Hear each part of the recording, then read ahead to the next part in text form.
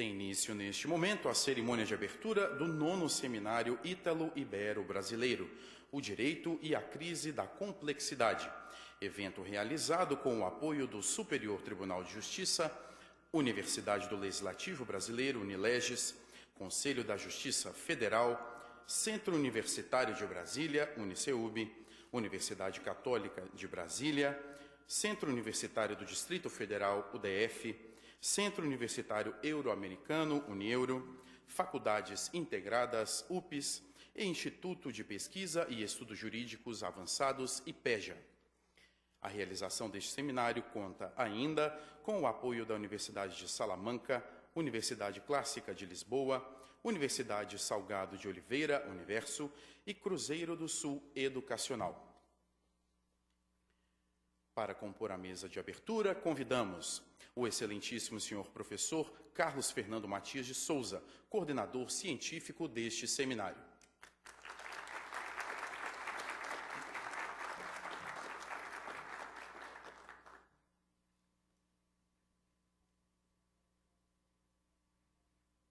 O excelentíssimo senhor Francisco Ribeiro Teles, embaixador da República Portuguesa.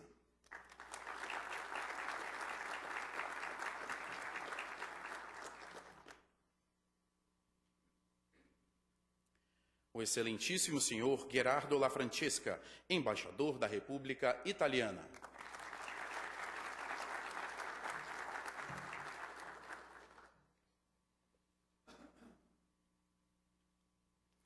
O reverendíssimo Dom Giovanni Danielo, núncio apostólico no Brasil.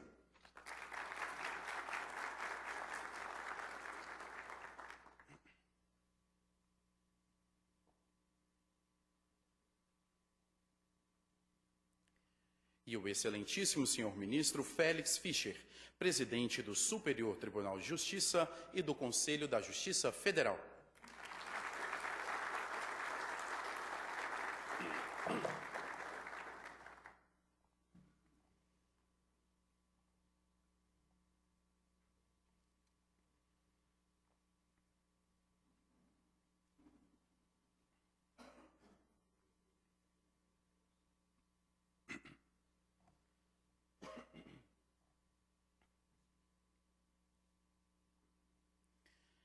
Solicitamos a todos que fiquem em posição de respeito para ouvirmos os hinos da Espanha, Itália, Portugal e o Nacional Brasileiro, executados pela Banda do Corpo de Bombeiros Militar do Distrito Federal, sob a regência do Tenente Paulo Castro.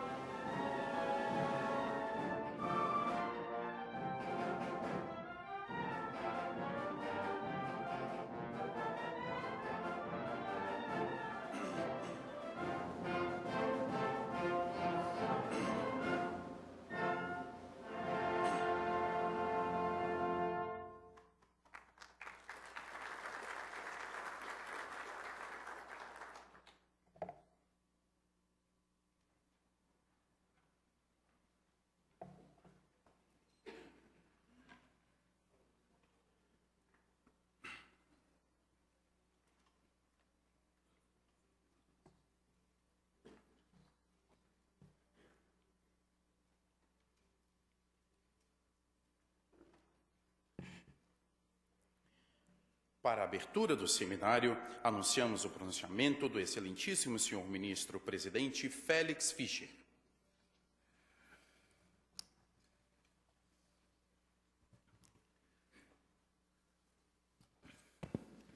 Sua Excelência, Reverendíssima Dom Giovanni Danielo, Núncio Apostólico do Brasil, Excelentíssimo senhor Embaixador da Itália, Gerardo La Francesca, Excelentíssimo senhor Embaixador de Portugal, Francisco Ribeiro Teles, Excelentíssimo senhor Ministro Carlos Fernando Matias de Souza, coordenador científico desse seminário, meus colegas, Ministro Fontes Alencar, palestrante desse seminário, Excelentíssimo senhor Juiz Federal Nino Toldo,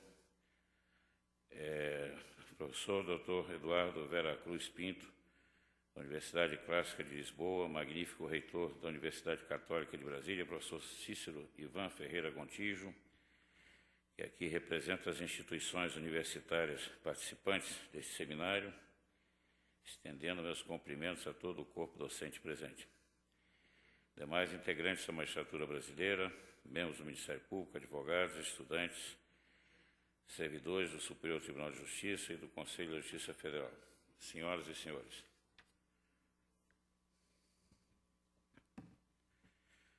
Com muita satisfação, honra e alegria, celebramos a abertura do 9º Seminário Ítalo-Ibero-Brasileiro de Estudos Jurídicos, cuja temática é o direito e a crise de complexidade. Ao longo dos próximos 3 dias, teremos a oportunidade de conhecer e ouvir renomados juristas, nacionais e estrangeiros, capitaneado pelo amigo, professor e ministro Carlos Matias. O ciclo de palestras é fruto de uma exitosa experiência envolvendo pessoas preocupadas em atender com a necessária rapidez os anseios pelo saber e pelo conhecimento aprofundado de novos e desafiadores temas jurídicos. Desde o primeiro encontro, percebemos que a intenção sempre foi a de mostrar aos operadores do direito, sejam eles magistrados, membros do Ministério Público, servidores da Justiça, advogados e estudantes, que não devemos nos esquecer da constante interlocução com a sociedade e seus problemas.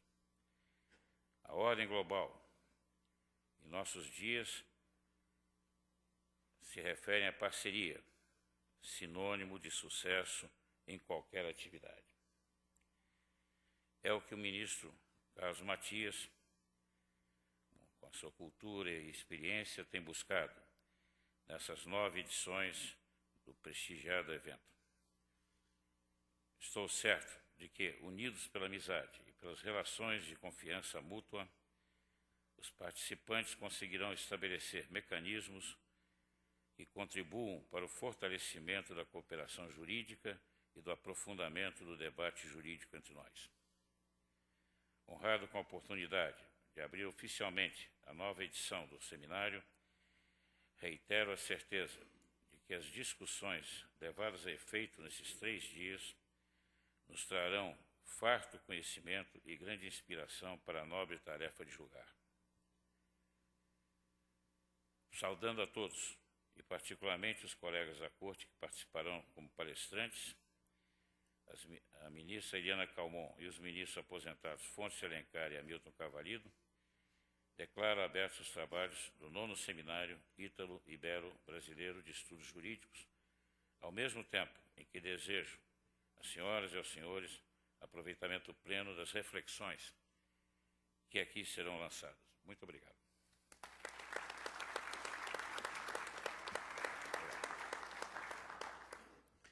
Com a palavra, o Núncio Apostólico no Brasil, Sua Excelência Reverendíssima Dom Giovanni Danielo.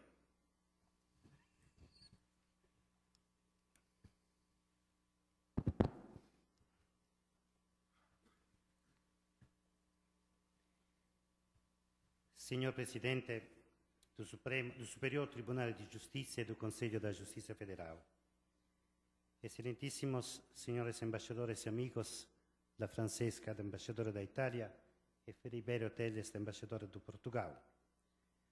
Prezado e querido amigo professor Carlos Fernando Matias de Souza, senhoras e senhores, é com prazer que sigo a tradição de anúncio apostólico por referir algumas palavras na abertura deste importante seminário ítalo-ibero-brasiliano de estudos jurídicos, que com tão perfil completa a sua 9ª edição.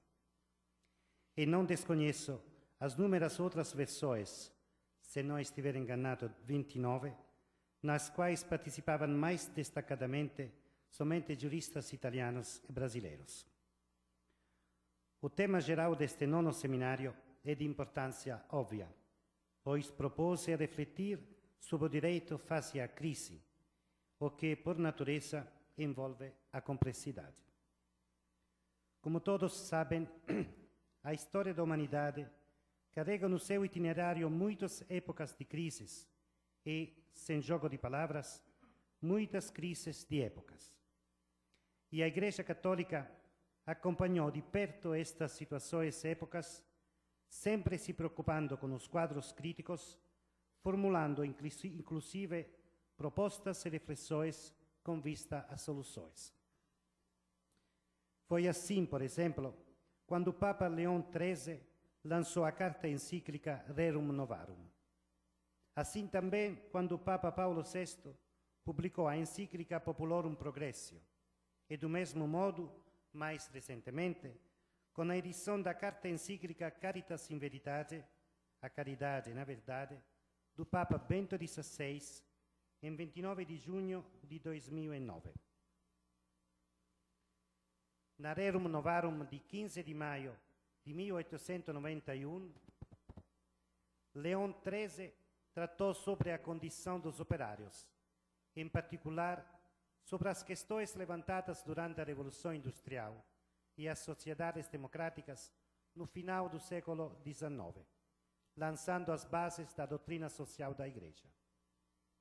Com a Populorum Progressio, Progresso dos Povos, de 27 de março de 1967, o Papa Paulo VI, voltando sua atenção e dedicação ao desenvolvimento dos povos e partindo da premissa que a terra foi dada a todos e não apenas aos ricos, o que significa que a propriedade privada não constitui para ninguém um direito incondicional e absoluto, formulou a síntese magnífica de que o desenvolvimento e o novo nome da paz.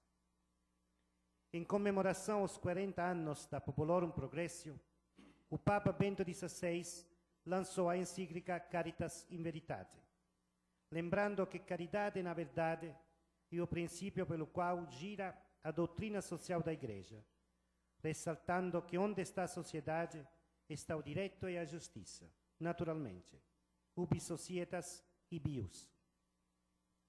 O Papa Bento XVI ressalta que, ao lado do bem individual, existe um bem ligado com as pessoas que vivem em sociedade, o bem comum.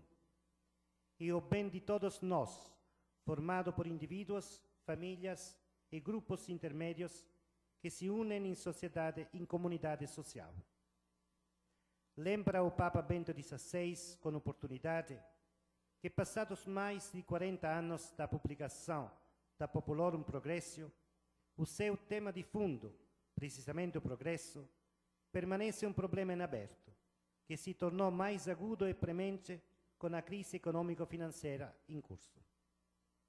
Em síntese, após reflexões sobre a Carta O Progresso dos Povos, o Santo Padre formula reflexões sobre o desenvolvimento dos povos, seus direitos e deveres, bem como sobre o meio ambiente e a colaboração da família humana, alertando para o fato que, além do crescimento material, o desenvolvimento deve incluir o espiritual. Na verdade, o absolutismo da técnica tende a produzir uma incapacidade de perceber aquilo que não se explica meramente pela matéria. Conhecer, diz ainda o Santo Padre Bento XVI, não é um ato apenas material, porque o conhecido esconde sempre algo que está para além do dado empírico. Também no desenvolvimento do homem e dos povos se coloca a uma tal altura, se considerarmos a dimensão espiritual que deve necessariamente conotar para que pessoas ser autêntico. Este requer olhos novos e um coração novo, capaz de superar a visão materialista dos conhecimentos humanos e entrever no desenvolvimento o mais além que a técnica pode dar. O homem, como disse o Papa Bento XVI, no seu discurso à Universidade de Regensburg, é feito para conhecer, mediante a razão alargada, a verdade em toda a sua amplitude.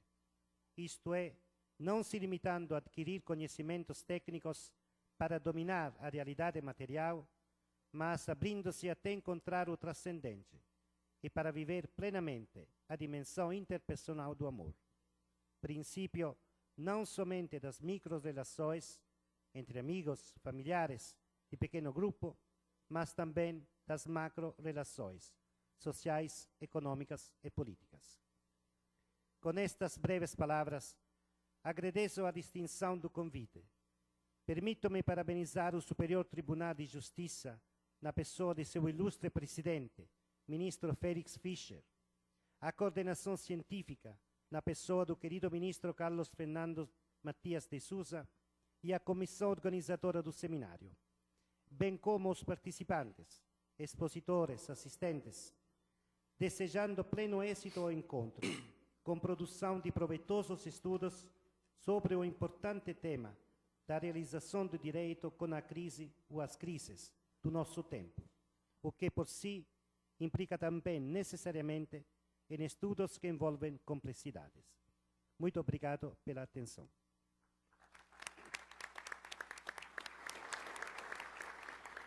Fará uso da palavra o embaixador da Itália, Gerardo La Francesca.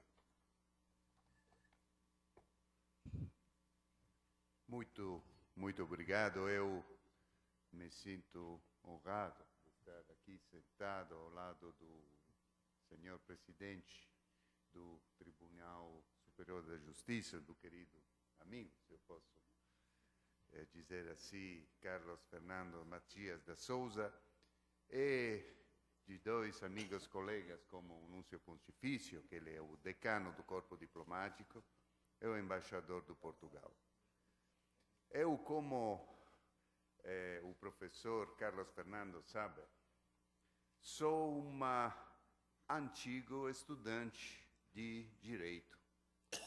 Há alguns anos eu estava na Universidade La Sapienza em Roma, estudando Direito. E o que acontece quando os anos passam? A gente começa a reavaliar o passado, começa a ter uma atenção às raízes, que quando a gente é mais jovem, tem um pouco menos. E nossas raízes, as raízes da Itália, do Portugal, da Espanha, do Brasil, estão lá no direito romano, que eu estudava mais ou menos com menor ou maior atenção quando era estudante lá na Sapienza. E, naturalmente, esqueci muitas coisas, quase tudo, mas alguns conceitos de base ficam.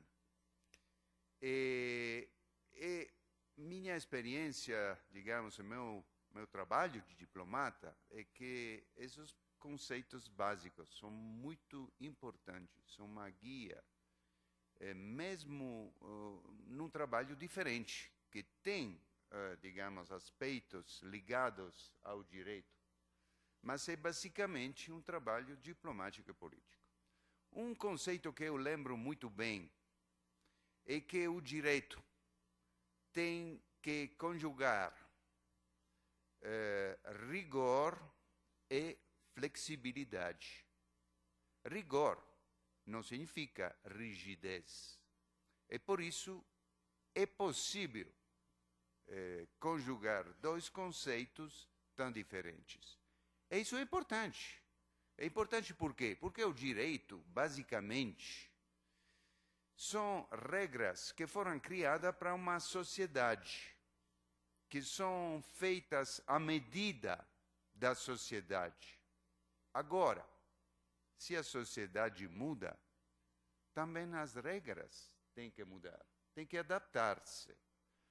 Se isso não acontece, passada uma certa medida, a reação da sociedade pode ser violenta. E isso acontece quando acontece nas revoluções. A Revolução Francesa, naturalmente, mas a Revolução na Rússia são reações violentas da sociedade a um direito que não se adapta a uma realidade mudada.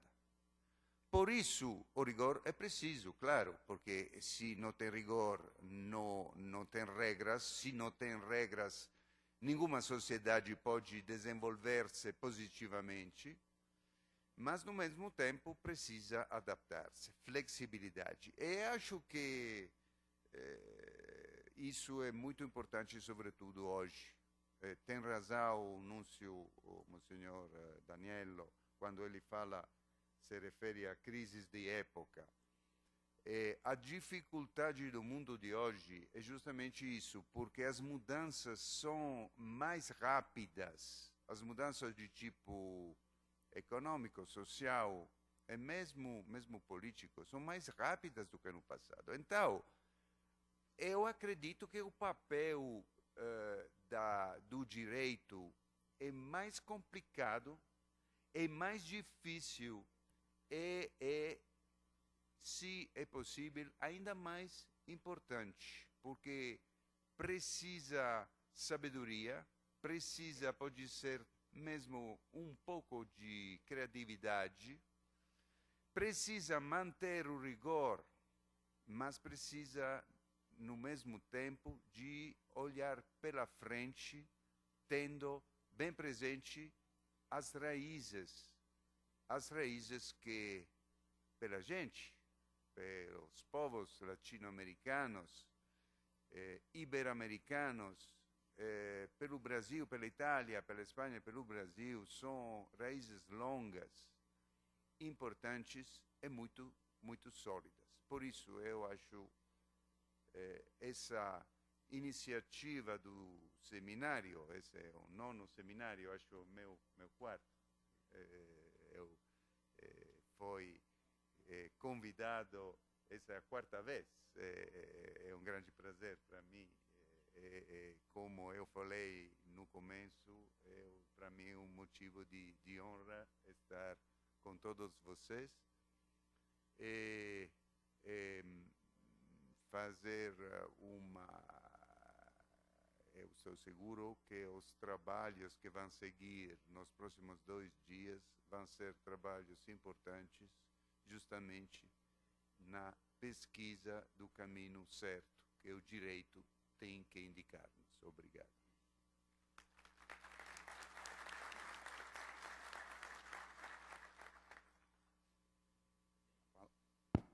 Tem a palavra o embaixador de Portugal, Francisco Ribeiro Teles.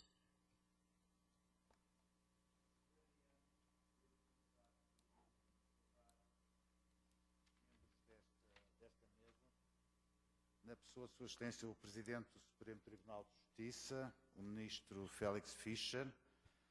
Também mencionar a presença dos meus colegas, o Sr. Núncio Apostólico, Dom Giovanni Daniel e o meu colega italiano, Gerardo de La Francesca, bem como o professor Carlos Matias de Sousa.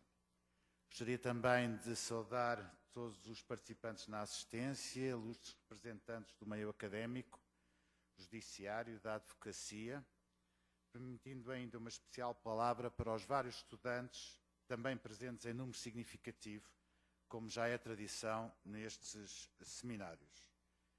É, pois, com grande prazer que aqui estou presente pela primeira vez, na abertura solene deste 9º Seminário Italo-Ibero-Brasileiro de Estudos Jurídicos, iniciativa de inegável prestígio e valia a que, mais uma vez, a Embaixada de Portugal tem não só o privilégio, como o enorme gosto em plenamente se associar.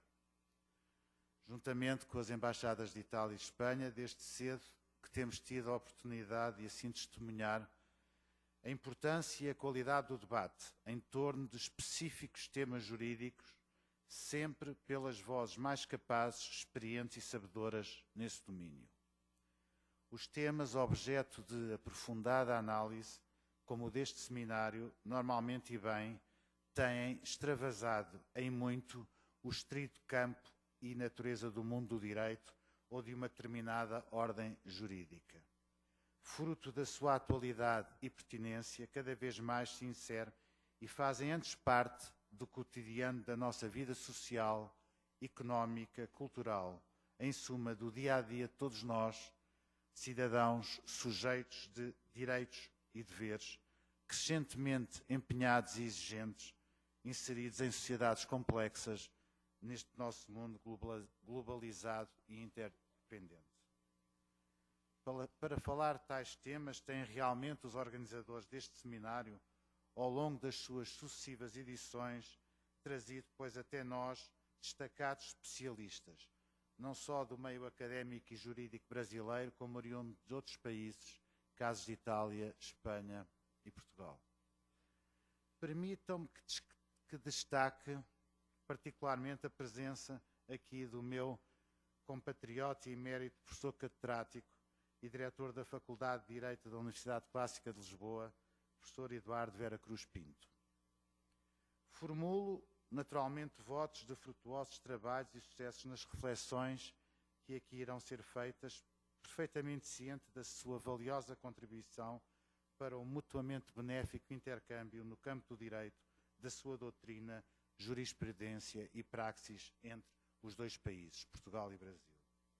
Numa altura em que celebramos, como agora e até 10 de junho de 2013, os anos de Portugal no Brasil e do Brasil em Portugal, que esta iniciativa possa também contribuir para o desejado fortalecimento do relacionamento luso-brasileiro em matéria de conhecimento e cooperação jurídica. Neste campo particular, o das relações jurídicas entre Portugal e Brasil, posso, aliás, através do próprio trabalho na Embaixada, entre outras, face ao volumoso processamento de cartas rogatórias, na sua maioria cumpridas, dar conta da excelência e intensidade dessa relação. Deixo para o fim, recordando também a analogia de que os últimos são os primeiros, uma particular palavra de sincero e justo agradecimento pelo incansável e notável trabalho, por todos aqui certamente reconhecido, levado a cabo pelo vice-reitor académico da Unilegis, professor e grande amigo de Portugal, Carlos Fernando Matias de Sousa, que, com saber, dedicação e ciência, muito tem contribuído ao longo dos anos para o inegável sucesso destes seminários. Renovo então votos de bom trabalho a todos os ilustres palestrantes e participantes. Muito obrigado.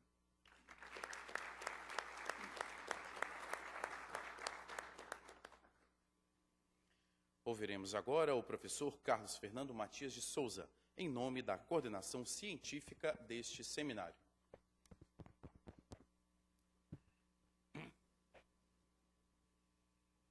Senhor presidente, eminente ministro Félix Fischer, e se me permitem, sem quebra do protocolo, meu querido amigo, grande amigo, eminentíssimo, ainda não, vejo que eu tenho um bom vaticínio, eminentíssimo, é título privativo de cardeais.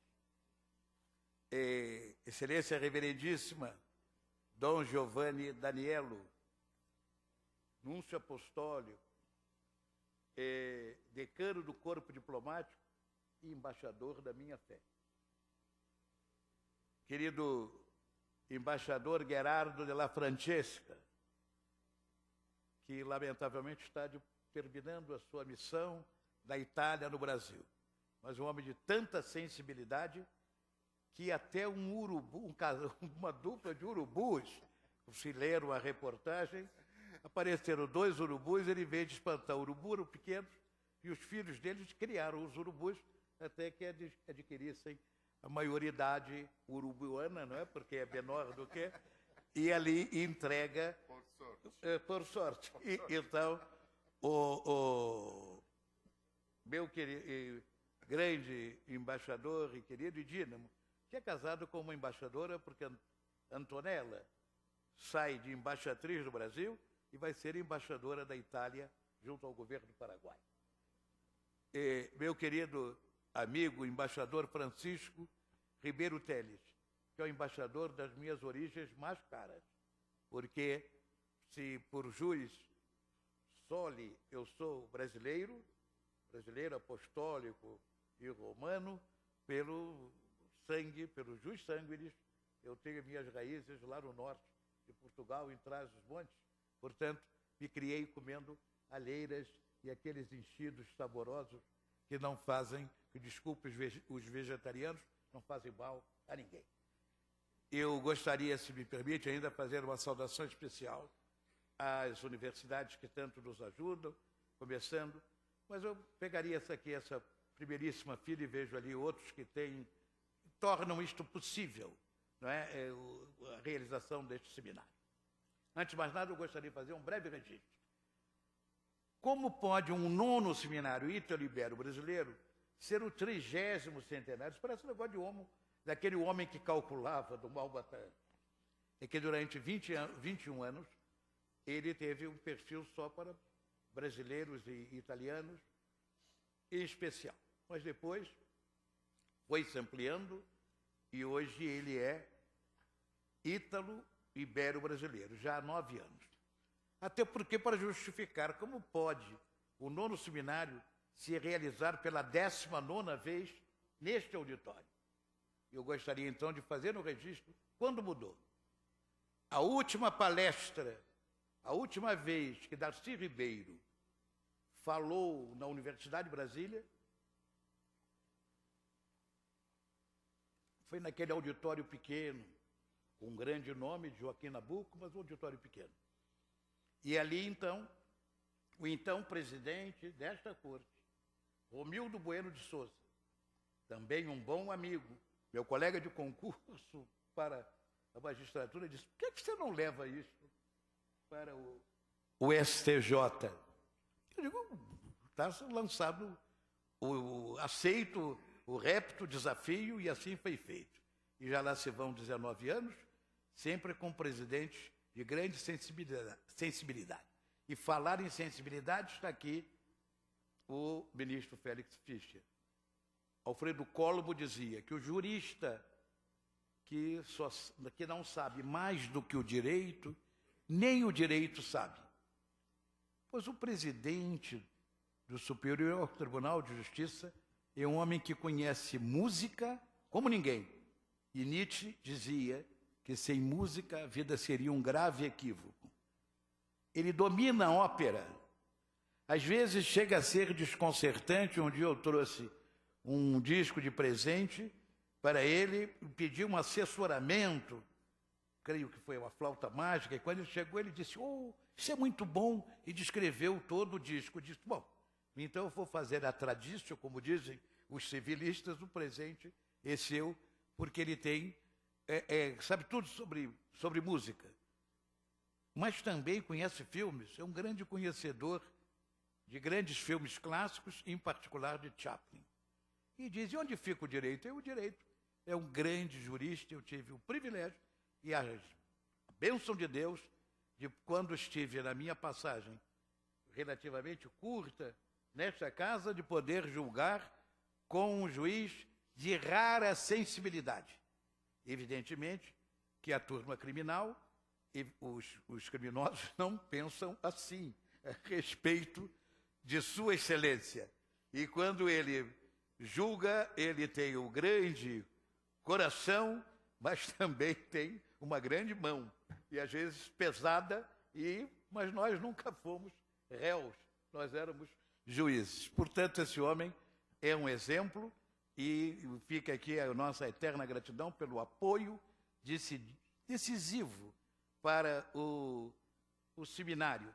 Ele e a sua competente equipe O cerimonial, agora mesmo, o cerimonial estava preocupado, porque a banda ainda não tinha chegado. E quando eu fui pegar o telefone, a banda chegou. Eu disse, isso já é telepatia computadorizada, porque antes de se fazer... Mas eu queria destacar aqui o Nildo Toldo, que é presidente e daqui a pouco será desembargador federal no Tribunal Regional Federal da Terceira Região, ele que tem tanto merecimento, irá por antiguidade. Mas há vários caminhos para se chegar ao Olimpo. O desembargador Elton Leme, o reitor da Universidade de Guarulhos, o presidente da Academia Brasileira de Letras Jurídicas e presidente do Instituto de Direito Comparado Luso-Brasileiro e professor titular da Universidade Federal do Rio de Janeiro e ex-diretor, eu ia dizer gloriosa, mas não vou dizer gloriosa porque não tem direito à provocação, da Faculdade Nacional de Direito, o Eduardo Vera Cruz, que já foi citado, e quem saúda os palestrantes estrangeiros, Fontes de Alencar. É muito comum aqui eu dizer, esse foi meu aluno, foi meu aluno, foi meu aluno. Eu tenho que dizer, ele foi meu professor na pós-graduação, ele e o Arnoldo Valdo.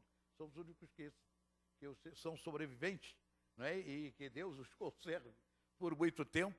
Foi meu professor na pós-graduação. O Rui Montenegro, da UPES, que tanta ajuda deu a este seminário. Álvaro Iglesias, que é o presidente do Colégio Brasileiro de Faculdade de Direito.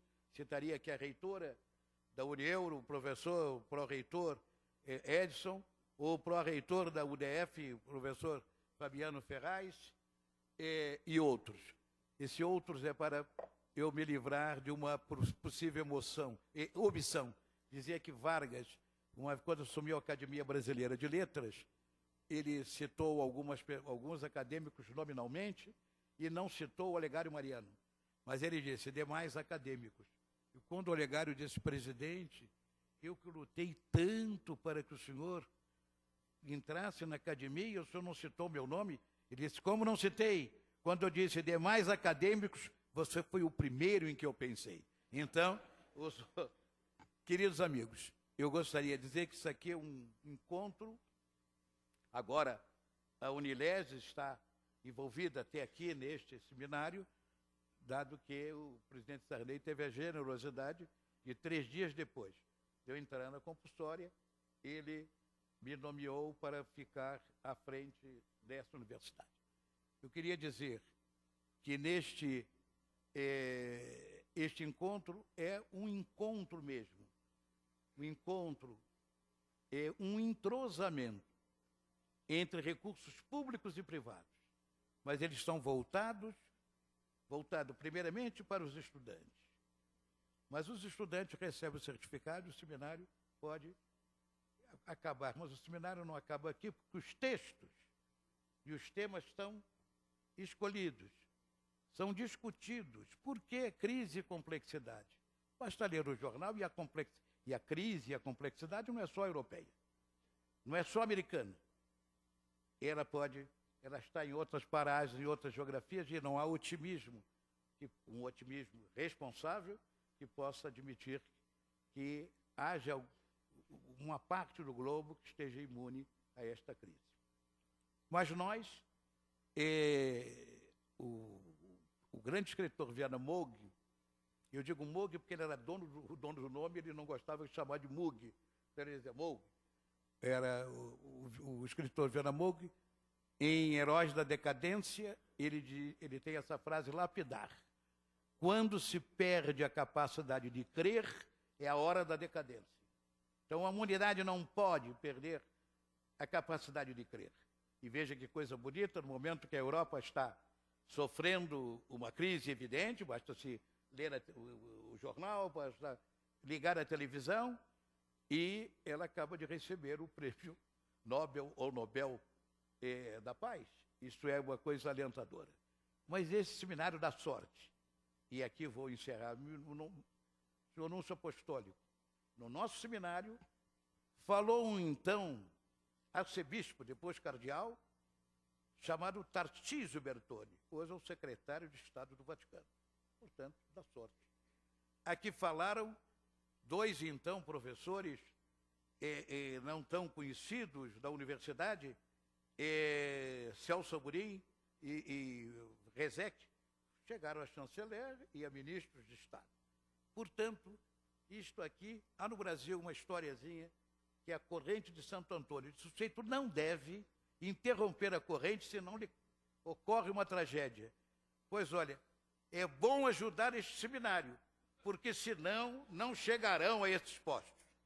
Querido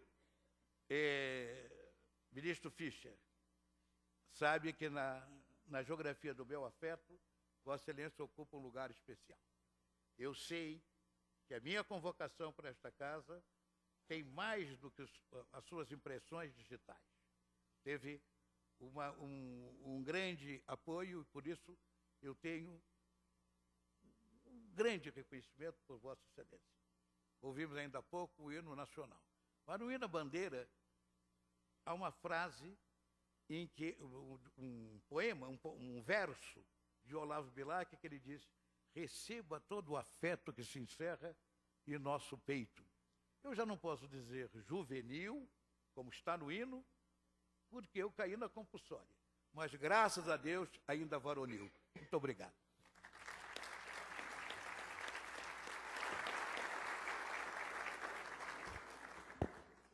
Neste momento, a mesa será desfeita. Convidamos os integrantes da mesa de honra a tomarem os assentos reservados na primeira fileira do auditório, para, a seguir, darmos início à palestra inaugural.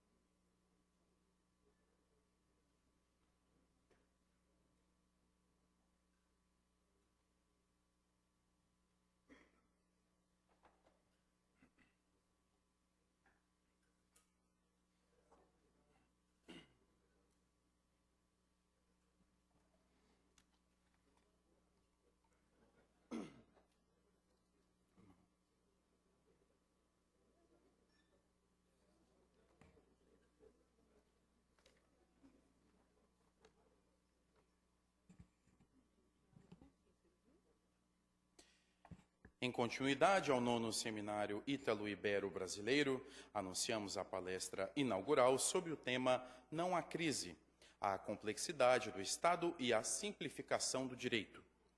Convidamos o palestrante desta manhã, professor Dr. Eduardo Vera Cruz Pinto, catedrático e diretor da Faculdade de Direito Civil da Universidade de Lisboa.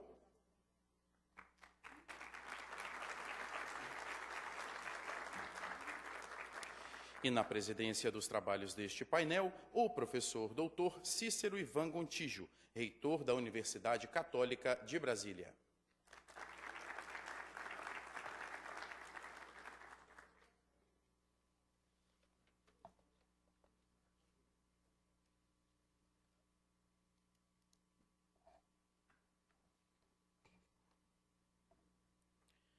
Com a palavra, o professor Cícero Ivan Gontijo.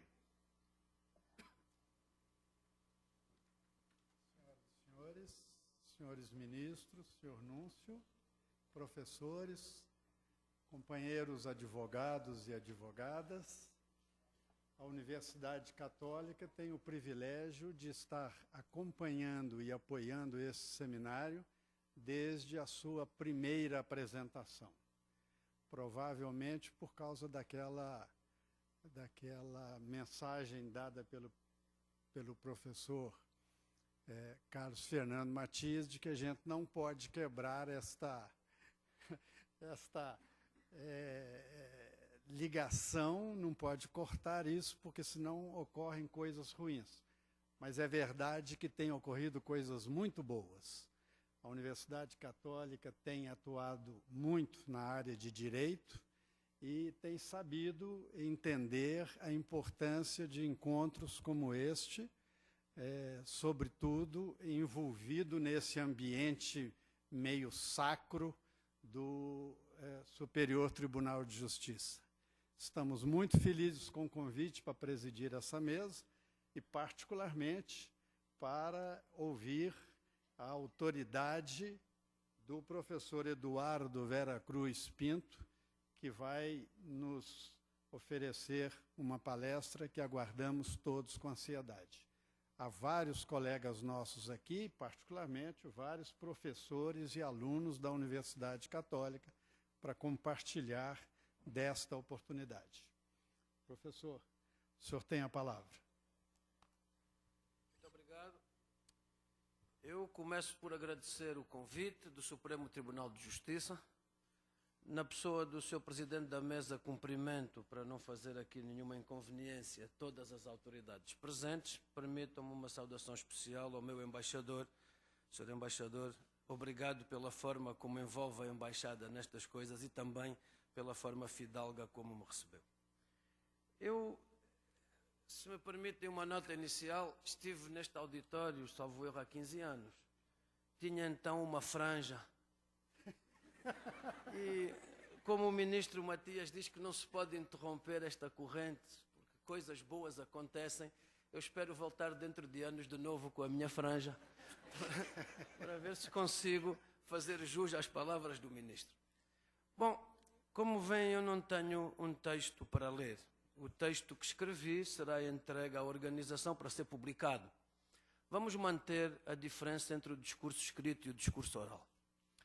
Eu, tentando não desiludir quem me ouve, e sobretudo as expectativas que o Sr. Presidente aludiu, eu faria uma alusão breve aos principais problemas que o direito atual tem que resolver e sempre na ótica da tal complexidade que não passa da própria crise. Por isso, começaria por referir que há uma diferença significativa entre o direito e a lei. E essa diferença entre o direito e a lei tem estado muito escondida desde o século XIX, desde o positivismo jurídico. Todos conhecemos na sala os grandes estragos que os positivistas fizeram à possibilidade que o Sr. Embaixador de Itália acabou de referir, de renovação do direito. Quer dizer, qualquer adaptação do direito à sociedade onde ele é aplicado está prejudicada pela identificação entre o direito e a lei. O legislador acredita que encerra o direito na fórmula política. Ora, compete aqui dizer, enfim, se me permitem um parênteses, os filósofos do direito são sempre muito mal quistos, na medida em que há um preconceito dizendo que a filosofia resolve problemas que não existem. Bom, de facto assim. Vamos morrer todos, haverá sempre problemas, mas a filosofia não existe para resolver problemas. A filosofia existe para colocar problemas. E saber colocar um problema é meio caminho andado. E, sobretudo, saber colocar o problema tentando encontrar as fontes que permitem a solução do problema é a melhor maneira de o jurista poder ser útil, intervindo na sociedade onde está. Assim sendo, vencido este preconceito de que a filosofia para nada serve, num tempo utilitarista, em que qualquer coisa, mas para que é que isso serve? Para que é que isso serve? Lembrava ainda há pouco alguém no carro que um político italiano disse que, convém a pedida, que a Itália, não é difícil governar a Itália, é inútil. E por isso eu diria que esta ideia da inutilidade é muito útil ao direito. Porque nós temos o princípio da complexidade como a primeira fórmula da simplificação. Tudo o que é complexo não é complicado. E tudo aquilo que é certo pode não ser seguro. E é por isso que, quando colocamos o problema da complexidade, independentemente de discutirmos o pensamento de Edgar Morin e de outros grandes filósofos que se dedicaram ao tema da complexidade, o mais importante talvez não seja dissecar o pensamento desses grandes filósofos, porque nós às vezes confundimos a ideia de filosofia do direito com história da filosofia do direito. E os alunos têm muitas vezes um calvário, uma via sacra, se me permite o anúncio apostólico falar nesta linguagem sem cometer nenhuma heresia. Quando o aluno chega finalmente ao cimo de Golgotá, nem cruz já consegue carregar. Porque é Kant, é Hegel, é Kelsen. E nós temos que ter mais cuidado e tentar introduzir estes autores pela problemática e não pela obra. Então, Kelsen, se me permitem a ousadia, estava erradíssimo. Não existe nada de Grundnormen, nem existe nenhuma lei fundamental, nem a Constituição é tão fundamental assim, nem nós somos tão disciplinados, nós os latinos, para conseguirmos fazer do direito uma figura geométrica da pirâmide. Não há topo da pirâmide e não há leis cá embaixo. A civilização latina, que está um pouco esquecida, eu diria, é uma civilização que tem lidado com a desorganização como forma suprema de organização. Nós gostamos de desorganizar as coisas. O que é que nos está a acontecer? Cortaram-nos as fontes da nossa cultura. Ninguém lê os clássicos. A universidade, há pessoas que são doutoras, deixam que lhes chamem doutoras e nunca leram Cícero, nunca leram Aristóteles, nunca leram Suetónio, nunca leram Tácito, nunca leram Tito Livio. Doutor, porquê? Então têm novos deuses. Há um paganismo literário, há o John Rawls e há o Kelsen e há outros deuses no Olimpo, usando aqui a expressão do ministro Matias que nos falava do caminho para o Olimpo, que agora já nem sequer parece existir. E meu caro ministro, eu creio, e não queria ser polémico nem problemático, porque estas coisas devem ser entendidas no âmbito da filosofia e por isso nós somos irresponsáveis quando as dizemos, o direito deve muito pouco à Grécia. A Grécia é a terra da política. Na Grécia nunca houve direito. A Grécia tem leis, as leis de Solon, as leis de Drácona, discutiu-se. Mas o que é o direito? Chama-se direito a qualquer indecência. O direito do apartheid sul-africano era direito? O direito de Estados que discriminam pessoas em função da raça ou do género, ou da idade, ou até da topografia capilar. Será que esses Estados têm no seu âmago a possibilidade de nós dizermos que aquela Constituição, que aquelas leis são direito? Não. Quem inventou o direito foram os romanos. Na Antiguidade Clássica, como lembrou há pouco o embaixador, houve um povo que disse o direito é uma coisa e a lei é outra. A fonte da lei é a política. Quem faz as leis? Quem faz as leis são os representantes do povo, que, em relação aos destinatários das leis, têm legitimidade para dizer nós dirigimos pelo lado direito e não pelo lado esquerdo, a taxa do imposto é 20 ou é 30. Isto são leis. Diferente, o direito. O direito não está no mesmo registro. O direito não vai a votos. A democraticidade do direito é uma coisa distinta da democraticidade da lei. A democraticidade do direito assenta no princípio do contraditório. Quem diz uma coisa deve ouvir o contrário dessa coisa. E na capacidade de argumentar qual será a boa solução para o problema, faz-se a justiça do caso concreto através da equidade.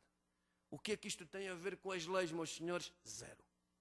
Por isso é que, quando se fala juiz de direito, este juiz de direito não pode ser o juiz da Revolução Francesa. Não é le juge que prononce la parole de la loi. Não pode ser.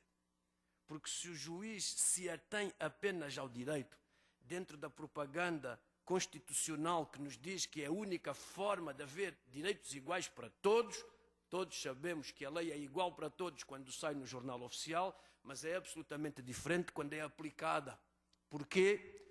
Através de bons advogados, através da exploração de determinadas fraquezas da lei. Alguém pode ter uma boa defesa ou uma defesa menos boa. E o juiz, se estiver apenas ligado ao respeito estrito pela lei, acaba por fazer asneira.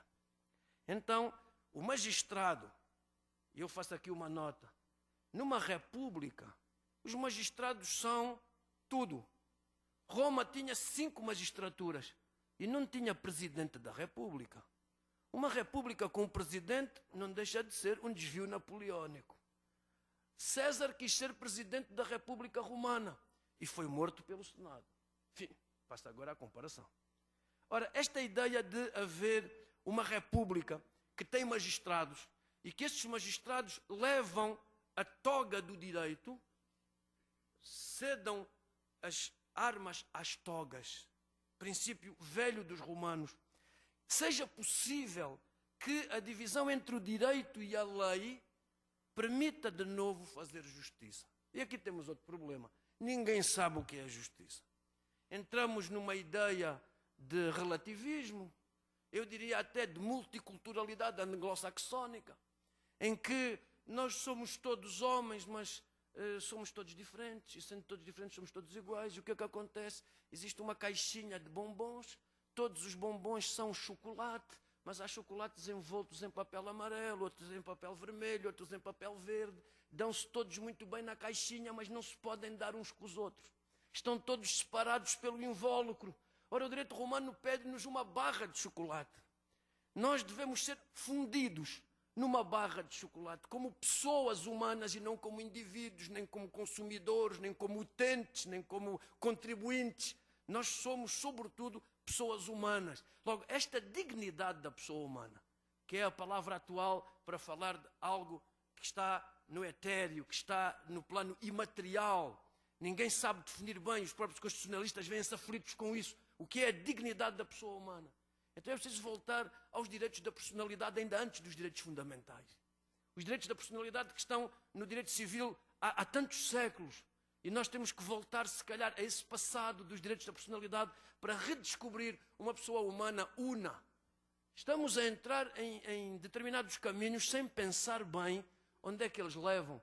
Outro dia, falando com um juiz de São Paulo, do Tribunal de Justiça, ele falou-me de uma causa em que tinha que decidir com quem ficava o cão da família. A esposa não se importava com os filhos. Os filhos podiam ir para o pai às vezes que quisessem, mas o cachorro não. Que era o maior castigo que ela podia dar ao marido, era privá-lo de ver o cachorro. Ao mesmo tempo, quando passeio e vejo cães penteados, vestidos, tratados como pessoas, penso na imensa ofensa que o dono daquele cão está a fazer à sua condição animal.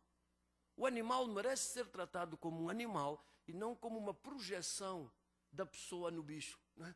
Assim como nós já aprendemos como pais, e eu sou pai de 9 filhos, nós podemos dizer facilmente que nós não podemos projetar nos filhos a nossa imagem. Os filhos não são pequenos projetos meus que faliram. Eu não consegui ser jogador de futebol, tu tens que ser. Não é? Eu não consegui manter o meu cabelo, tu tens que o manter. Esta ideia de o pai projetar no filho os seus sonhos e ansiedades, hoje está transformado em projetar no animal de estimação. Uma roupinha tão bonita, uma botinha tão bonita. E o cachorro fica assim, completamente humanizado. Isto vem da ideia de que os animais têm direitos, que é outra ideia estranha, pelo menos para os filósofos. Quem tem direitos são os homens. Nós temos que voltar a ser especimistas como a melhor forma de defender os animais. Um animal não pode exercer direitos. Dar direitos é uma forma muito cretina de prejudicar os direitos que ele eventualmente possa ter. Quem pode exercer direitos são os homens. Eu tenho direito a exigir a todos vocês, é meu direito e é vosso dever, que não maltratem um animal. Eu tenho esse direito e vocês têm esse dever. Agora, deixem o bicho em paz. O bicho não tem nada a ver com isto. Portanto, o direito é feito para as pessoas. E nós estamos com uma cultura cada vez mais retórica em torno da pessoa e cada vez mais prejudicial em relação a ela. Culturas de morte que nos aparecem todos os dias.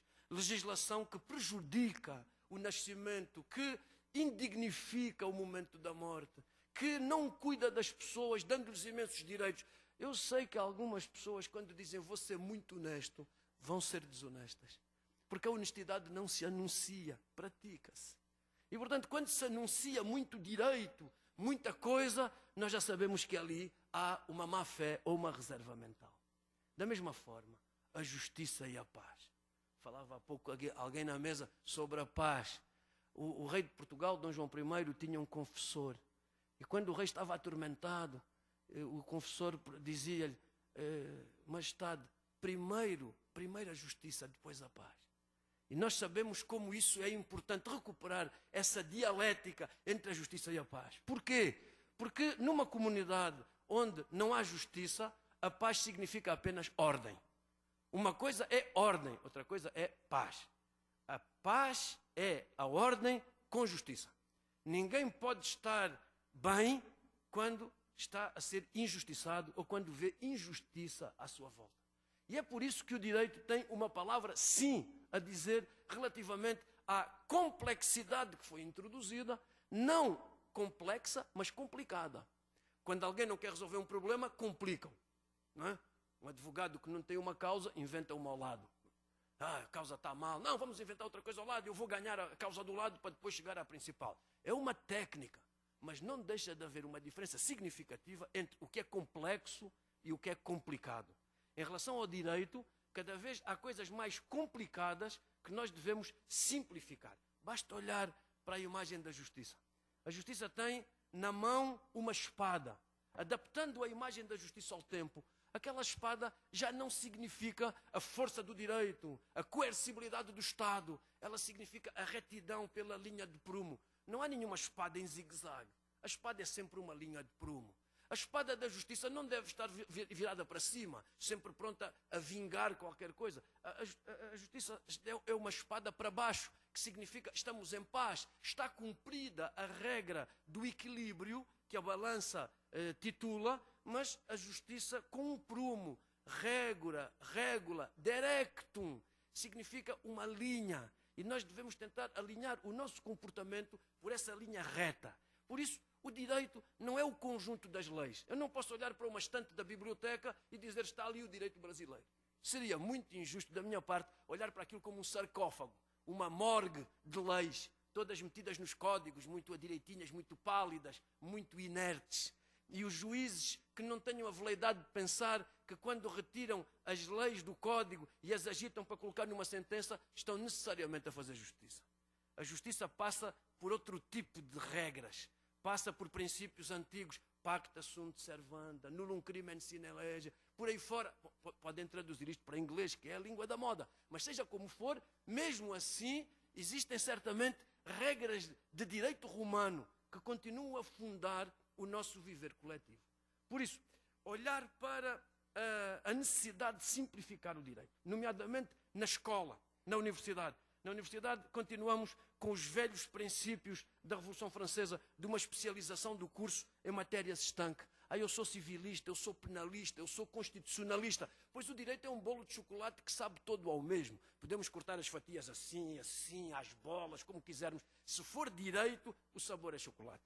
Portanto, a ideia de uma especialização não pode implicar a ideia da generalização. Só pode ser especialista quem sabe o todo. Nós não partimos da parte para o todo, mas do todo para a parte. E por isso é que, por vezes, o somatório das partes pode ser mais que o todo. Nós temos que ter uma compreensão da coisa que é muito superior ao somatório das partes da coisa. E essa coisa é necessariamente o direito. Portanto, quando, e encaminho-me para o fim, porque me disseram que eu ficaria sujeito às vossas perguntas, eu já não presto exames há muito tempo, mas se me fizerem um exame, espero que sejam benevolentes comigo, porque o saber é sempre uma coisa muito dividida, e eu poderia dizer que já disse agora tudo o que sei. Bom, não é bem verdade, mas fica assim para serem benevolentes comigo. Eu acabava dizendo isto. Esta ideia de um direito que deve ser simples porque é complicado, porque é complexo, de um direito que não é lei, mas é regra jurídica, de um direito que não tem por fim a burocracia do Estado, mas a justiça do caso concreto, a ideia de uma universidade que não ensina por especialidades, mas dentro de um saber enciclopédico, juntando outras áreas culturais para que a culturalidade do direito ocorra, independentemente da técnica jurídica, tudo isto é um saber muito antigo. É um saber que vem dos romanos, é um saber que vem da Idade Média, é um saber que vem da imensa história que a humanidade já colocou na forma como tenta resolver problemas. Sendo assim, é tão antigo que agora é vanguardista, é novo.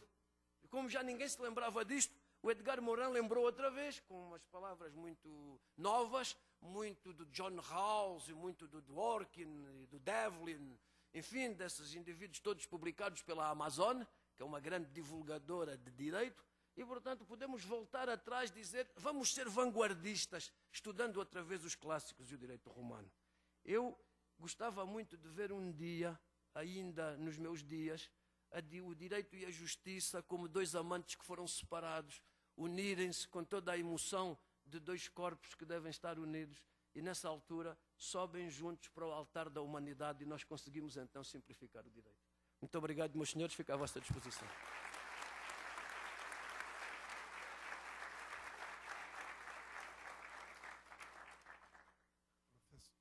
Professor Eduardo, que pena que o senhor não possa continuar.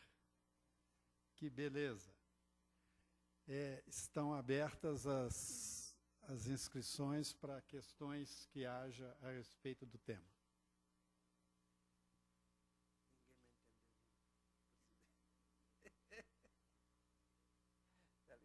Por favor.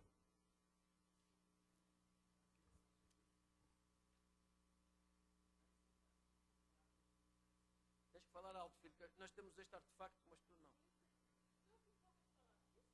Uau! Por favor.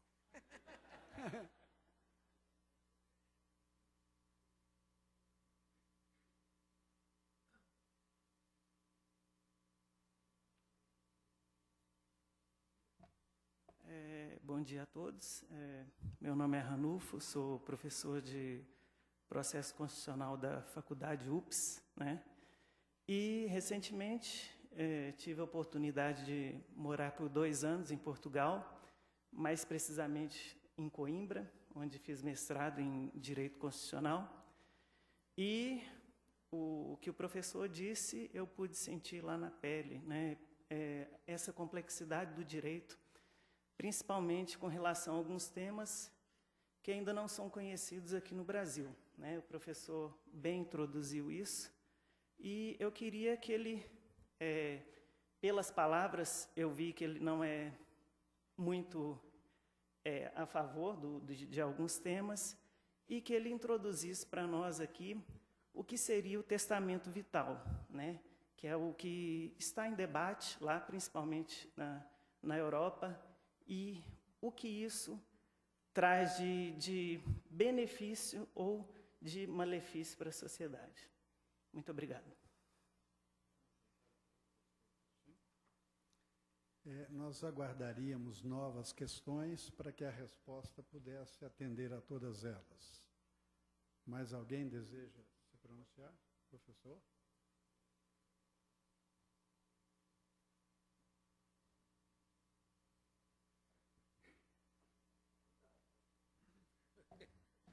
Não é para animar o debate, mas o ilustre professor Vera Cruz deu por título a sua palestra com um jogo quase de palavras. Não há, do verbo haver, o Hzinho está lá, nada disso parece desapercebido.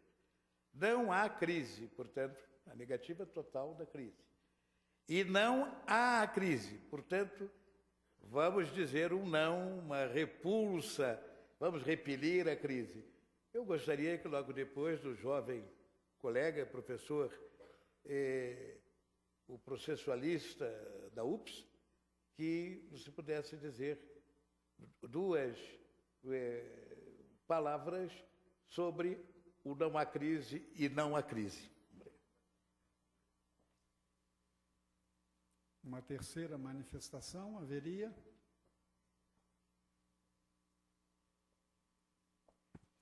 Professor, comece e provavelmente haverá outras depois. Sim. Desculpe. Por favor. Primeiro, agradecer a palestra do professor Vera Cruz, que foi, sem dúvida, muito interessante para nós, alunos. E eu gostaria de lhe fazer uma pergunta. No Brasil, a barriga de aluguel ainda não foi devidamente legislada. Não obstante, isso acontece na prática. Eu tenho um caso na família de uma barriga de aluguel. E, obviamente, nós temos muito amor pela criança que nasceu e é muito amada. Acontece que o direito não pode fechar os olhos a esta realidade. E eu gostaria de saber a sua opinião e como Portugal vem tratando a fertilização in vitro e, no caso, a própria relação com a mãe de aluguel. Obrigada. Peço ao professor Vera Cruz que responda a essas 3 questões. Se houver outras, nós abriremos a palavra de novo. Bom, 2 grupos. O primeiro grupo, barriga de aluguel e testamento vital, situa-se dentro da mesma métrica da regra jurídica, e por isso eu tratarei em conjunto, e depois o ministro que me lembrou o tema da minha palestra, que era, afinal, o início de tudo. Eu devia ter explicado porque é que o A tem H entre parênteses e depois o A sem H. Começo pelo testamento vital. Isto requer uma introdução, e eu não tenho tempo para fazê-la, mas cada vez mais se fala de ética da vida. Eu sou muito avesso a essa diferença entre moral e ética, mas isso levava muito tempo a explicar. A ideia de que o direito diz o certo e o errado, e que o certo e o errado em determinadas épocas, o nosso anúncio falou-nos da crise das épocas. No entanto, se me permite, há 2 tempos diversos. Há o tempo dos cristãos, que é um tempo linear, que é um tempo... O tempo não volta para trás, não é? O tempo é como um rio, vem da nascente para a foz. E, portanto, o nosso tempo é esse. E há o tempo dos gregos, que Giambattista Vico, Nietzsche e outros procuraram recuperar com o eterno retorno, que o tempo é uma espiral, o que permite aos homens fazer maldades e depois dizer que a história repete-se. Aqueles que querem dizer que os genocídios são cíclicos, dizem, não, mas já houve genocídios antes, portanto está explicado o genocídio de agora. Nunca está, nunca está. Portanto, quando olhamos para a vida humana não tem adaptação à época. Cabe ao direito defender a vida da pessoa humana. E a vida humana antes de ser pessoa. Há, no entanto, no direito, a necessidade de hierarquizar os valores em presença. O juiz, eu fui juiz há tanto tempo que já nem me lembro bem disso, mas o juiz, quando está perante o caso concreto, tem um dilema, que é o valor, o princípio, a regra, e é a possibilidade de efetivar aquelas regras naquelas condições particulares. Por exemplo, em Portugal havia uma lei do aborto, agora o aborto é livre, não é? O legislador franqueou isso. É uma lei que não é jurídica, mas enfim, o legislador tem essa liberdade, porque Napoleão, quando se coroou, disse: quem manda em mim sou eu, e não há nenhuma limitação, nem a mim, nem à minha política, quando eu decido atuar desta forma voluntarista. Já Maquiavel tinha escrito qualquer coisa no Príncipe, enfim, seguindo aquilo que Tito Livio tinha escrito nas suas décadas. Mas agora, deixando-nos de tiradas eruditas, o que o juiz tem que fazer é hierarquizar valores. Então, entre o valor, por exemplo, da vida da mãe e da vida do feto, o legislador permitia que se optasse pela vida da mãe. A mãe já é pessoa e o feto ainda não é pessoa. E, portanto, no direito, a vida da pessoa está sempre à frente da vida do feto. Depois, o direito introduziu uma consideração sociológica ligada à dignidade da vida da mãe. Portanto, se a mãe for violada, se a mãe for vítima de uma agressão sexual e, portanto, a gravidez seja contrária à sua dignidade, numa consideração sociológica da dignidade, o legislador também permitiu que fosse feito um aborto. Portanto, olhando para o princípio da vida, vemos o fim da vida.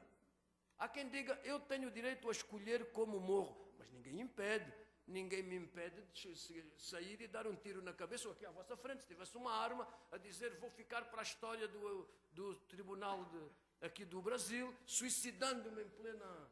Eu posso ficar, eu tenho essa escolha. Não há lei nenhuma que me impeça, e não há ninguém que me impeça, a não ser que aqui o Presidente seja lesto e me impeça esse tiro. Portanto, nós temos o livre-arbítrio neste caso, o homem decide por si. Outra coisa é o direito. Nós às vezes queremos que o direito se adapta à minha vontade. Eu tenho uma vontade enorme de fazer isto de uma forma lícita, porque o diabo é que me impedem de fazer isto de uma forma lícita. Quem são vocês para me impedir isso de uma forma lícita? Então, eu dizer, bom, o direito tem, no entanto, regras. E uma das regras é que é preciso, no fim da vida, ter muito cuidado com estas ideias novas. Não quer dizer que algumas das ideias novas não devam passar para a legislação. Claro que devem. Porque são novas? Não, porque são boas, se forem boas.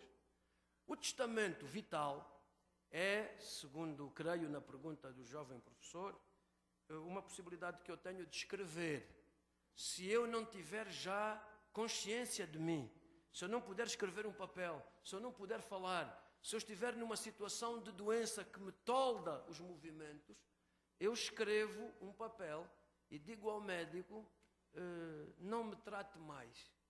Não me trate mais. Não é não me faça morrer, é não me trate mais. Ora, sempre o direito reconheceu ao homem a possibilidade de não ser tratado. É difícil dizer isto porque, por exemplo, em relação a algumas religiões, a Testemunha de Jeová, chega ao hospital e diz, eu não quero que o meu filho tenha uma transfusão sanguínea. O dever do médico é dar a transfusão, porque o médico está lá para salvar vidas. Ele tem que o fazer. Ninguém pode impedir um filho de ser salvo pela medicina. Não pode. O direito não deixa. Em França e até em Portugal já surgiram casos de mutilação genital feminina.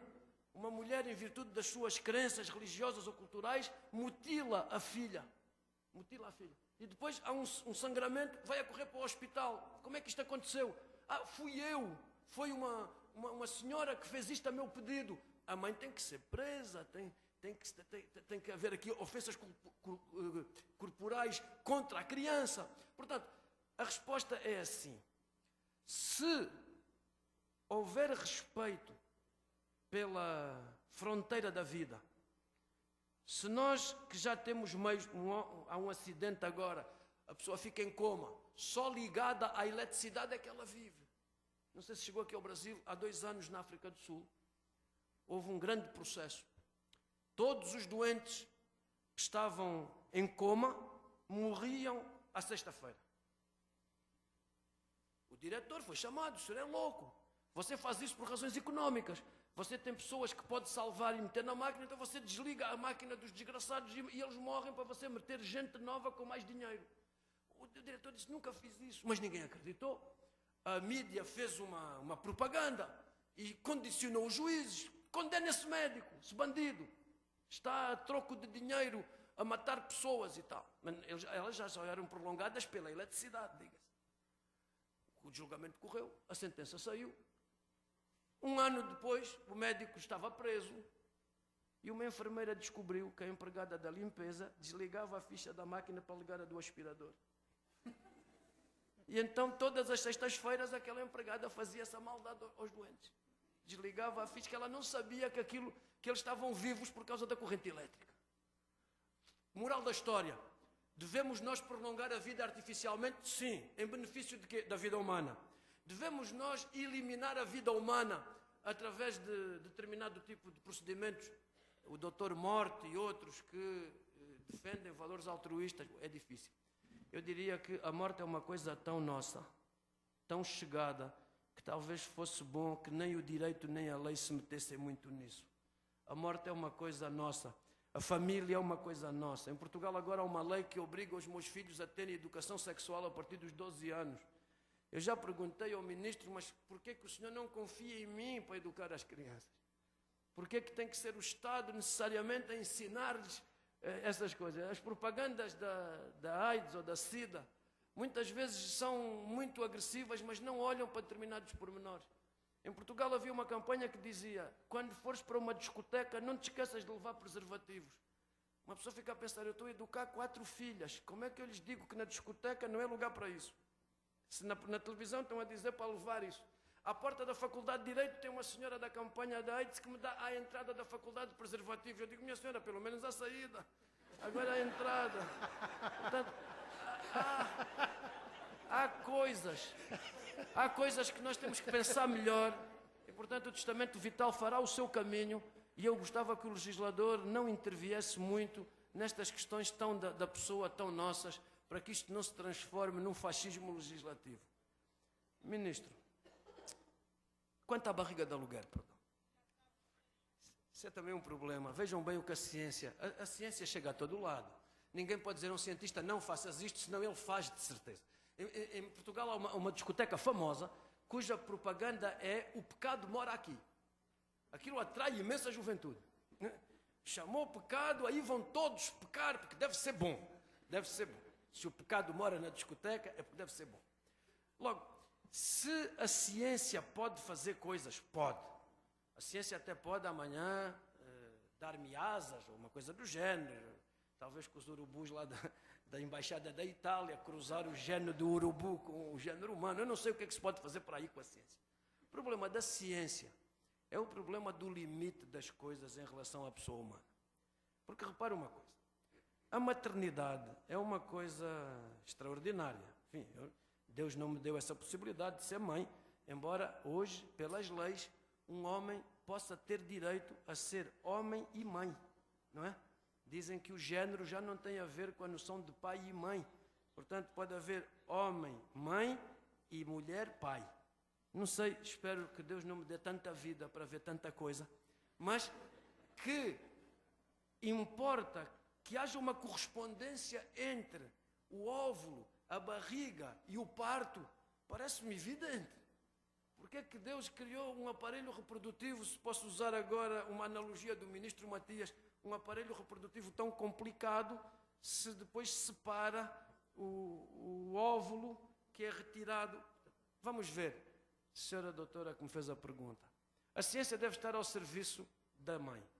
Se a mãe não puder ter um filho de forma normal, de forma natural, se ela não puder conceber, e se essa concepção for, como é normalmente um sentimento, uma vontade, uma realização da mulher e do homem serem mãe e pai, então sim, a ciência deve ser colocada ao serviço desse casal para que eles possam ter um filho. Não vejo nenhum impedimento jurídico a isso. Devemos fazer tudo para que quem quer ser pai e mãe possa ser. Agora, também se deve pedir alguma responsabilidade a quem toma certas opções na vida. E há certas opções na vida que são excludentes de outras. Eu não posso exigir a uma empresa de shampoo que me contrate para fazer propaganda daquela marca. Porquê? Não sei se alguém compraria esse shampoo. Agora, é preciso pedir às pessoas que tomaram determinadas opções de vida relativamente à sua sexualidade, à sua orientação, etc., que depois tenham a inerência relativa a isso. Mas hoje nós queremos tudo. Queremos tudo. Achamos que há um cardápio, isto é à la carte. Entro no restaurante, quero isso. Não, mas isso aqui exclui isto. Calce, traga-me o que eu lhe peço. Estou a pagar, não é? Portanto, desde que eu pague, eu tenho acesso a tudo. Ora, vamos lá disciplinar as coisas. O direito entende, na minha ótica, que a realização da maternidade e da paternidade faz-se para aqueles que têm esse desejo e não para aqueles que, não tendo a possibilidade, têm um desejo que excede a nossa regra jurídica. Isso é problemático. Se alguém depois quiser que eu aperte um bocadinho o parafuso, diga. Ministro, não há crise. Porquê? Eu não gosto da palavra crise. Quando o ministro me convidou e disse que o tema era a complexidade, gostei. Depois vi a crise e fiquei assustado. A crise, desde a sua etimologia, é aquilo que nos faz viver. Se não houver crise da semente, não há planta, não é? Se não houver crise da larva, não há borboleta. Se não houver crise do feto, não há parto. Não é? As coisas crescem, as coisas mudam. E nós somos resistentes à mudança, ministro. E uma das principais características da nossa sociedade burguesa é uma segurança que não tem a ver com a segurança jurídica. A nossa segurança hoje assenta em eu querer que as coisas sejam como sempre foram. E a crise recorda-nos que só através dela há crescimento. Também, ministro, nós erguemos em 2.000, 3.000 anos de história jurídica uma imensa barreira burocrática. Se o ministro reparar, a justiça é feita de ritualidades, é feita com a devida vénia, de uma liturgia, não é? Entra o juiz, levantam-se as pessoas por respeito à autoridade do Estado. Depois, o processo tem regras, o jovem professor de processo. O processo tem regras, é preciso fazer assim, depois assado, há um prazo. E nós somos ritualistas. Esta ritualidade, por vezes, junto à nossa tendência burguesa para uma segurança, onde é que eu vou morrer, quanto é que eu vou ganhar, como é que se vai chamar o próximo filho, enfim, todas estas problemáticas da segurança fazem com que nós ignoremos a crise como uma oportunidade imensa de crescimento. Por exemplo, falou-se da crise na Europa. Eu não digo abençoada crise porque está a gente a sofrer imenso, desemprego, miséria, etc. Mas não há pior coisa que ser pobre e miserável. Há ricos miseráveis?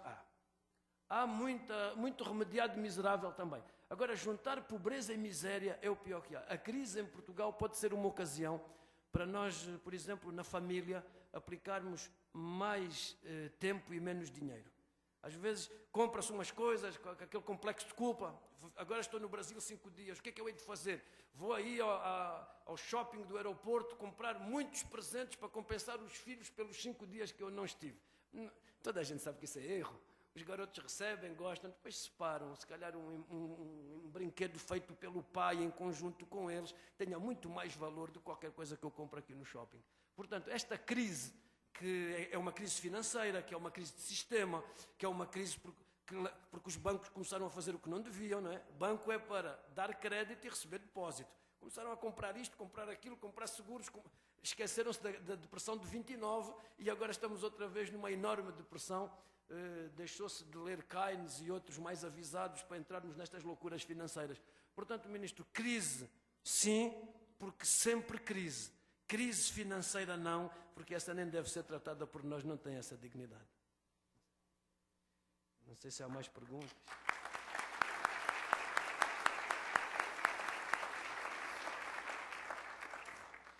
Por dever de ofício, consulto se há ainda outras questões depois das que foram respondidas. Por favor.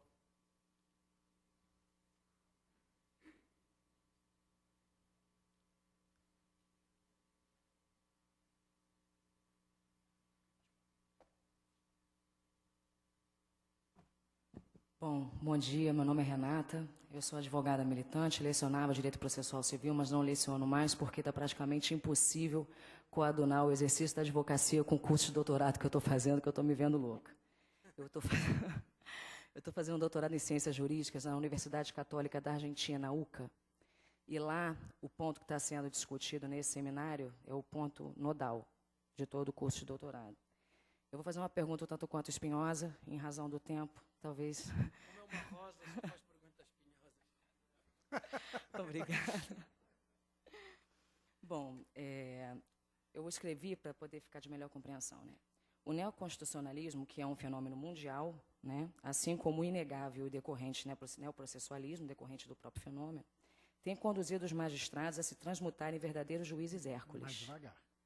Sim. Quer que repita? Se eu conseguir entender? Não. Até que eu fui bem. Isso decorre da própria crise do direito, né? Pois que cada vez mais afigura-se impossível positivar todas as situações do mundo contemporâneo.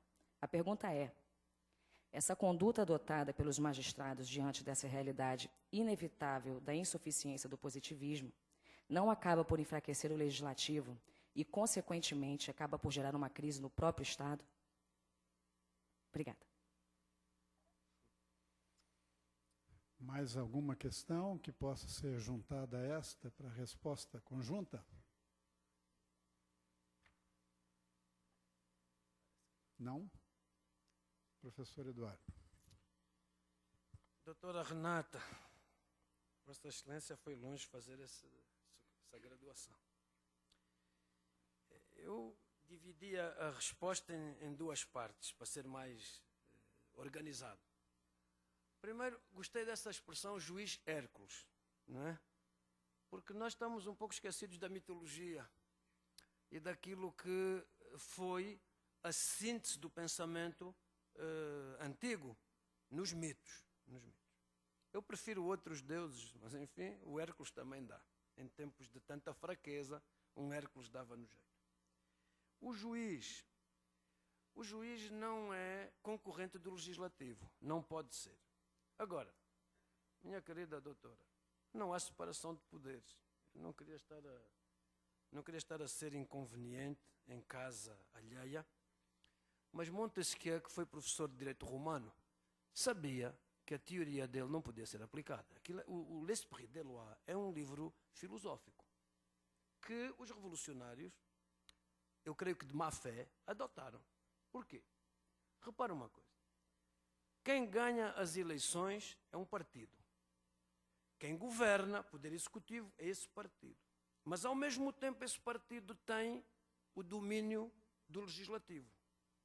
Qual é a separação efetiva entre poder executivo e poder legislativo? A cabeça é a mesma. É o chefe do partido que governa que manda no legislativo.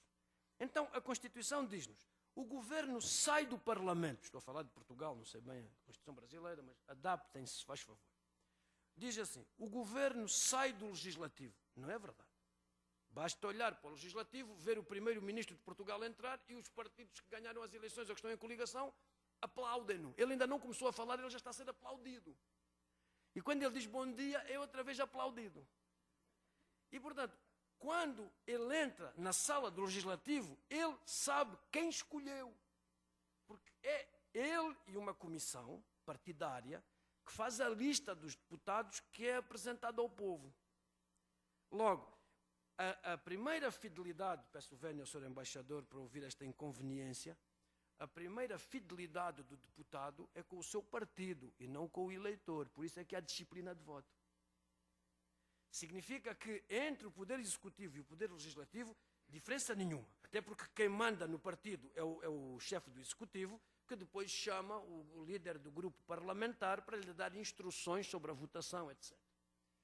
Perguntar-me-á, e o judicial? Alguém que nos salve, diga-nos que o judicial é independente. Defina-me independente. Se o juiz obedece às leis e não pode sair das leis, então o juiz é um administrativo. Quem é que deve obedecer às leis? A administração pública, que é o braço armado do governo. Os funcionários, os servidores, aplicam as leis do governo. O juiz também.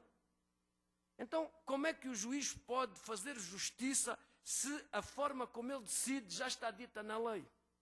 Já reparou quantas leis existem? Os romanos, em 1000 anos de história, fizeram 120, 130 leis. São aquelas que conhecemos. Não sei se ali os nossos professores de direito romanos estão de acordo. Olhando para a compilação do Rotondi, temos 120, 130 leis. Em 1000 anos de história. É extraordinário, não é? E nós agora temos leis todos os dias, leis todas as semanas, estamos inchados de leis. Os juízes obedecem às leis. Se obedecem às leis, obedecem ao governo, que em Portugal é a principal entidade legislativa. Veja o problema que isto coloca, não é verdade? A separação de poderes pode, afinal, ser um mito constitucional, em que os três poderes fingem que se separam, mas estão intrinsecamente ligados. E ainda existe uma problemática pior, que é o juiz armar-se em político. O juiz pensar que ele traduz a legitimidade política do voto. Na Alemanha, o governo dos juízes conduziu a mais cruel das ditaduras. Pior, juízes vedetas. Tivemos na Europa o famoso juiz Baltasar Garzón, o juiz De Pietro. Todos foram para deputados, todos voltaram para a magistratura, todos puseram as suas ideias políticas nos tribunais e, portanto, fica difícil. Repara uma coisa, Renata, a justiça tem uma venda nos olhos. Não é só para não ver quem julga, é também para não ser reconhecida. O moleiro alemão, quando disse ainda há juízes em Berlim, depois de haver um problema em que o rei quis ficar com as terras dele e com o moinho, e um juiz disse ao rei, não, o moinho é do moleiro. E ele diz, ainda há juízes. Ele disse o nome do juiz. O juiz deve ter nome. Não, o juiz deve se responsabilizar. Claro, perante quem? Perante o Conselho da Magistratura, o CNJ, etc. Esses são os órgãos a partir dos quais o juiz exerce a sua responsabilidade. O juiz não tem responsabilidade comunitária no sentido do vedetismo e tal. Eu compreendo que esteja aí muito esta ideia do Hollywood, não é? Repara uma coisa, Renata, não me perguntou, mas vem a talho de foice.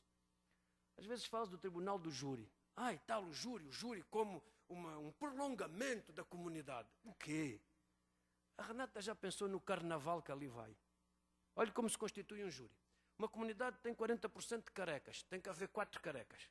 Agora faço uma pergunta. Algum careca pensa como eu só porque é careca? Creio que não. Que grupo é esse dos carecas? Que representatividade tem os carecas num júri? E depois tantos negros, tantos brancos, tantos mestiços, tantos gordos, tantos magros. Que representação esdrúxula da comunidade é essa em que olha para características físicas adquiridas ou inatas das pessoas e diz assim, olha, ele pensa como eu, ele é da minha comunidade. Não, não é da minha comunidade. Nenhum careca é da minha comunidade. Aliás, eu é que escolho as minhas comunidades, não me integro na comunidade que querem. Eu é que escolho as minhas comunidades. Há um determinismo de forma, de cor, de aspecto, na forma muitas vezes como se constitui um júri, dando ali um carnaval democrático, dizendo o júri que representa a comunidade não representa nada. E isso rouba ao juiz a possibilidade civilizacional que o princípio do inquisitório deu, porque o princípio do acusatório, como sabe, porque é processualista também, é 2 advogados a brigar e o juiz apenas diz, tu tens razão. Mas porquê que ele tem razão? Porque o advogado é bom. Filme americano de justiça. O advogado é ou o Denzel Washington, ou o Paul Newman, ou o Brad Pitt, consoante as concepções de beleza que estão na moda. E ele olha profundamente para os olhos das juradas que se apaixonam logo pelo advogado. E, portanto, o que é que interessa lá quem está a ser julgado? O que é que interessa os factos? Ele é lindo, não é? Vamos por ele que ele é lindo. Portanto, este tipo de considerações que vexam a justiça na própria sala de audiências e levam a justiça para a Idade Média, em que 2 cavaleiros se defrontavam em nome das partes para poderem depois dizer quem ganhou. Ganhava o cavaleiro mais forte e agora ganha o advogado mais forte. Portanto, eu não sou muito partidário desta justiça American Way of Doing, não é? Eu prefiro muito a velha justiça inquisitorial, em que o juiz comanda, com respeito das partes, comanda o processo e procura ser mais de direito que de leis. Portanto, não acredito em juízes vedetas, nem em juízes populares, nem em juízes que façam sentenças a partir daquilo que é o sentimento popular. Não vou muito por aí.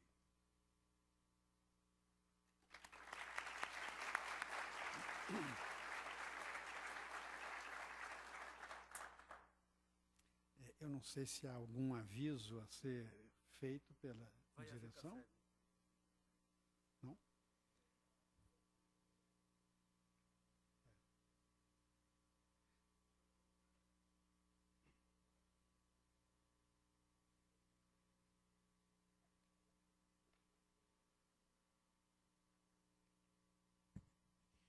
Só para informar que os trabalhos aqui estão encerrados e que nós retornaremos às 14h30 com a palestra da Cultura do Código, a argumentação por princípio, a complexidade hermenêutica, a ser proferida pelo professor Tércio Sampaio Ferraz Júnior, da Universidade de São Paulo. Boa tarde, bom almoço a todos. Eu queria apenas me despedir do professor com uma salva de palmas, porque eu acho que ele merece.